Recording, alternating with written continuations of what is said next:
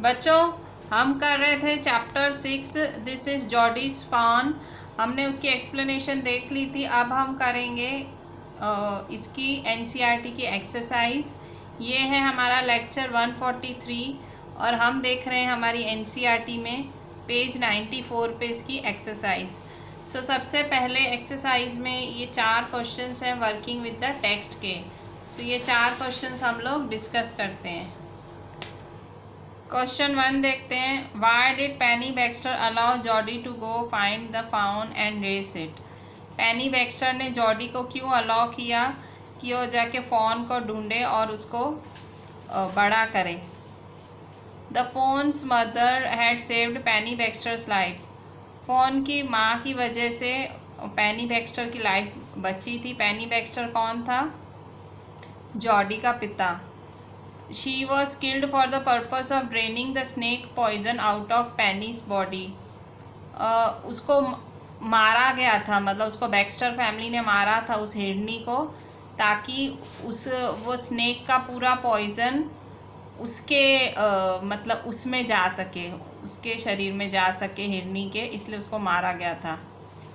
Since the fawn was motherless, it needed care. क्योंकि phone अब बिना माँ का हो गया था, उसे केयर की ज़रूरत थी। Penny thought it would be ungrateful to leave the fawn alone in the forest to die. Penny ने सोचा कि ये बहुत ही एक एहसान फरामोशी वाली बात होगी अगर फ़ोन को अकेले जंगल में मरने के लिए छोड़ दें। तो इसलिए पैनी ने अलाउ किया अपने सन जॉडी को, जा और फ़ोन को ढूंढ के और उसे हम बड़ा करेंगे। He wanted to repay the fawn's mother sacrifice by taking care of the fawn. जो फ़ोन की माँ का सेक्रीफाइस था, जो उन्होंने ही किया था, मतलब वो खुद नहीं मरना चाहिए होगी, इन्होंने मारा होगा, पर वो उसका जो सेक्रीफाइस है उसके बेटे का ख्याल रख के चुकाना चाहते थे। ये था question 1। Question 2, what did mister doctor Wilson mean when he said nothing in the world ever comes quite free. Doctor Wilson के बोलने का मतलब क्या था जब उसने कहा कि इस दुनिया में कुछ भी फ्री नहीं मिलता। Doctor Wilson meant to say that every service in this world is done in return of something. उनका बोलने का मतलब था अगर आपको इस दुनिया में कोई भी सर्विस लेनी है, मतलब कुछ भी चाहिए, तो आपको बदले में कुछ ना कुछ देना पड़ता है। तो इसीलिए ये ड्यूटी है पैनी की फैमिली की कि वो उस डियर, उस हिरनी के फ़ोन, डोज फ़ोन मतलब उस हिरनी के बच्चे की देखभाल करें। Which had saved Penny's life with her life, जिसने पैनी की ज़िंदगी अपनी ज़िंदगी दे के बचाई। How did Jody look after the fawn after he accepted the responsibility for doing this. Jody ने फ़ोन की देखभाल कैसे की जब उसने उसकी रिस्पॉन्सिबिलिटी उठाई। Jody looked after the fawn with motherly love and affection. He taught it how to walk and suck milk. Jody ने उसको फ़ोन को माँ की तरह प्यार किया, माँ की तरह दुलार किया। उसने फ़ोन को चलना सिखाया और दूध भी सक करना सिखाया। दूध सक करना भी जॉडी ने ही सिखाया। ऐसे आपने नोट किया होगा इसमें चैप्टर के एंड में कि किस तरह से उंगलियों से उसने उसको सक करना सिखाया, कैसे उसने उसको पीछे पीछे चलना सिखाया। How does Jody's mother react when she hears that he is going to bring the phone home? Why does she react this way?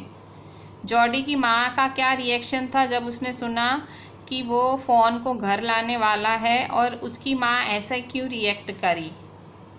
जॉडीज़ mother was surprise to hear that Jody was going to bring the fawn home. Jody की माँ एकदम surprise हो गई थी, हैरान हो गई थी कि जॉडी फ़ोन को घर लाने वाला है। She was pouring coffee at that time. वो उस टाइम कॉफ़ी बना रही थी, मतलब कॉफ़ी डाल रही थी।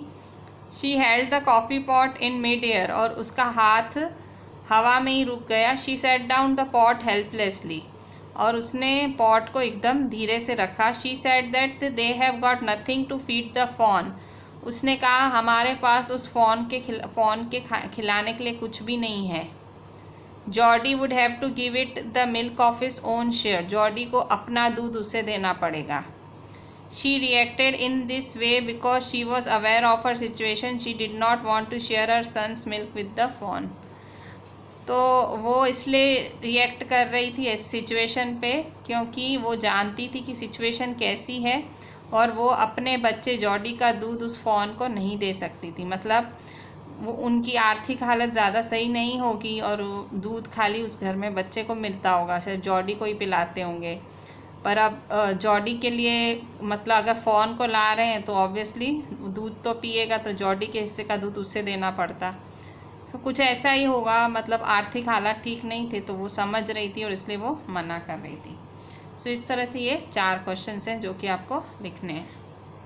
बच्चों पेज 94 पे ही वर्किंग विद लैंग्वेज देखो question 1, look at this pair of sentences, इन सेंटेंसेस को देखो। Penny said to Jody will you be back before dinner. Penny ने जॉडी से पूछा क्या तुम डिनर से पहले आ जाओगे। पैनी asked Jordi if he would be back before dinner. अच्छा ये आप देखो, ये सेंटेंस और ये सेंटेंस, ये डायरेक्ट स्पीच है, ये इनडायरेक्ट स्पीच है। ठीक है, आपने पढ़ा है ना डायरेक्ट इनडायरेक्ट, मैंने काफ़ी लेक्चर्स उसमें बनाए थे। हाउ आर यू फीलिंग पा आस्क्ड जॉडी। सो ये भी डायरेक्ट स्पीच है कि आपको कैसा फील हो रहा है, पा asked Jordi. So Jordi asked his father how he was feeling. ठीक है, सो ये क्या हो गया, इनडायरेक्ट, डायरेक्ट का इनडायरेक्ट। सो ये डायरेक्ट इनडायरेक्ट स्पीच ही है। सो ये 2 इन्होंने बताए हैं, ये पहला वाला, ये दूसरा वाला डायरेक्ट इनडायरेक्ट करके दिखाया है। पेज 95 में इन्होंने ऐसे 5 दिए हैं आपको, इन 5 को आपको इनडायरेक्ट करना है। Here are some questions in direct speech, put them into reported speech. ठीक है, डायरेक्ट स्पीच को रिपोर्टेड स्पीच मतलब इनडायरेक्ट में कन्वर्ट करना है। तो Penny said do you really wanted son. Penny ने पूछा क्या तुम सच में उसे चाहते हो। फिर मिलवील सेड, फिर he said to Millwheel, he asked Millwheel, he said. इन 5 को आपको कन्वर्ट करना है इनडायरेक्ट में या रिपोर्टेड में। इसे आप इनके आंसर्स अपनी नोटबुक में लिखोगे, मैं आंसर्स आपको बताती हूँ। तो देखो first, Penny said do you really wanted son, तो इसका आंसर है, अभी क्योंकि ये क्वेश्चन पूछ रहा है, so Penny asked his son if he really wanted it. So ये फर्स्ट फॉर्म में है, इसको हमने पास्ट टेंस में कर दिया, if he really wanted it. Second, Millwheel said will he ride back with me. Millwheel ने कहा कि क्या वो मेरे साथ वापस आएगा। सो ये भी क्वेश्चन मार्क है। So Millwheel asked if he, will का क्या हो जाएगा, would, ride back with me का हिम। ठीक है। Third number, he said to Millwheel do you think the fawn is still there, ये भी क्वेश्चन मार्क है। सो यहाँ पे भी he asked Millwheel if he thought the fawn was still there. Fourth, he asked Millwheel will you help me find him। he asked Millwheel whether he would help him, या if he would help him find him, if he would help him find him। he said was it up here that Pa got bitten by the snake। he asked if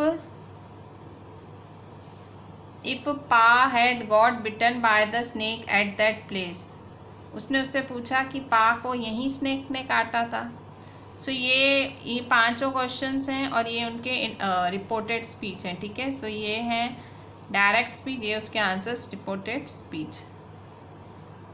सो इसके answers आपको अपनी notebook में लिखने हैं, हमने अभी अभी discuss किए। Question 2, look at these 2 sentences. पहला सेंटेंस है ही टम्बल्ड बैकवर्ड, दूसरा सेंटेंस है इट टर्न्ड इट्स हेड। अब देखो यहाँ पे the first sentence has an intransitive verb. जो पहला सेंटेंस है, जो फर्स्ट सेंटेंस है वो इंट्रांसिटिव वर्ब है, मतलब इस वर्ब में कोई ऑब्जेक्ट ही नहीं है। कैसे? और जो सेकंड स्टेटमेंट है वो उसमें ट्रांसिटिव वर्ब है और इसमें डायरेक्ट ऑब्जेक्ट है। We can ask what did it turn, you can answer its head. जैसे यहाँ देखो मैं अगर पूछूँ what can it turn, so its head, it turn its head. Say whether the verb in each sentence below transitive और intransitive। Ask yourself a what question, as in the example for some verbs the object is a person, so ask the question who। ठीक है, मतलब जब आप who या what question करते हो तो अगर आपको आंसर मिले तो वो ट्रांजिटिव, अगर आपको आंसर ना मिले तो इंट्रांजिटिव। जैसे Jody then went to the kitchen, so Jody kitchen गया, went, so Jody went what, तो कुछ क्या का आंसर नहीं मिल रहा है, जॉर्डी वेंट हु कुछ आंसर नहीं, तो ये क्या है, ये है इंट्रांसिटिव वर्ब। क्या है, intransitive. The fawn wobbled after him, the fawn wobbled after whom, किसके पीछे फॉन ने वॉबल किया, after whom, so after Jody, so answer मिला इसलिए transitive. You found him, so you found whom या who found you, so who का answer मिला ना, हु या व्हाट का आंसर मिले ना तो transitive. He picked it up, who picked it, he, तो transitive. He dipped his fingers in the milk, so who dipped his fingers, तो हु का आंसर मिला transitive. It bleated frantically and butted him, so अब यहाँ देखो, यहाँ पे कुछ भी नहीं है, यहाँ देखो, यहाँ दो चीज़ें हैं, इट ब्लीटेड फ्रैंटिकली है, ठीक है, सो इट ब्लीटेड फ्रैंटिकली ये इंट्रांसिटिव है, बटेड हिम है, अब यहाँ किसको, तो बटेड हिम, सो ये ट्रांजिटिव हुआ, ठीक है, तो आप ट्रांजिटिव खैर लिख सकते हो। The fawn sucked his fingers, so transitive. He lowered his fingers slowly to the milk, यहाँ देखो मतलब he bleated frantically, तो यहाँ देखो ये इंट्रांजिटिव हुआ, और फिर ये बटेड हिम, तो ये एंड के बाद ये जो वर्ब है, ये वर्ब कहते हैं, इसे वर्ब है, देखो ये जो इन्होंने ब्लू ब्लू किया ना, ये वर्ब है, सो वर्ब के बाद देखो ऑब्जेक्ट है, हिम ऑब्जेक्ट है, तो ये ट्रांजिटिव। एक वर्ब है, इसके पीछे फ्रैंटिकली, तो ये एडवर्ब है, वर्ब, तो ये काउंट नहीं होगा, ऑब्जेक्ट होना चाहिए, व्हाट या हु का आंसर होना चाहिए। The fawn sucked his fingers, so ये transitive. He lowered his fingers slowly into the milk, transitive. It stamped his small hooves impatiently, transitive. He held his fingers below the level of milk, transitive. The fawn followed him, transitive. He walked all day, so इसमें कुछ object नहीं है, he walked all day, इसमें कोई object नहीं है, तो intransitive. He stroked its sides, so ये क्या हुआ, ये हुआ ट्रांजिटिव, उसने क्या स्ट्रोक किया, इट्स साइड्स, व्हाट का आंसर मिला ना। The fawn lifted its nose, fawn ने क्या लिफ्ट किया, देखो क्या मतलब व्हाट का आंसर मिला ट्रांजिटिव। इट्स लेग हंग लिम्पली, वो लंगड़ा रहा था, अब इसमें तो कुछ व्हाट या हु का आंसर नहीं है, तो इंट्रांजिटिव। मतलब वर्ब का कोई आंसर मिले ना, व्हाट या हु का आंसर मिले तो ट्रांजिटिव, व्हाट या हु का आंसर मिले तो इंट्रांजिटिव, ठीक है। सो इसी के साथ हमारी इसकी एक्सरसाइज भी यहीं फिनिश होती है। So we completed finally this chapter, this is Jody's fawn. So जो क्वेश्चन आंसर्स थे और जो डायरेक्ट इनडायरेक्ट स्पीच थे वो आप अपनी नोटबुक में लिखना, बाकी ट्रांसिटिव इंट्रांसिटिव तो आप टेक्स्ट में ही करना, ठीक है।